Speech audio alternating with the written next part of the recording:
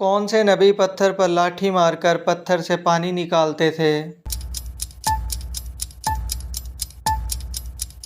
جواب ہے حضرت موسیٰ علیہ السلام۔ اگلا سوال، کس سورت کی تلاوت کرنے سے جادو اثر نہیں کرتا؟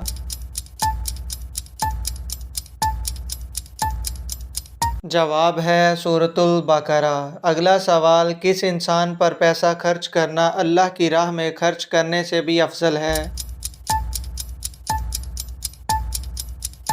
جواب ہے بیوی پر۔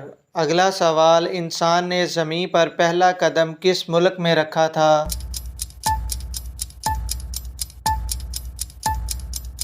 جواب ہے سری لنکا میں۔ اگلا سوال، کیا آپ جانتے ہیں کہ وضو میں کتنے فرائض ہیں؟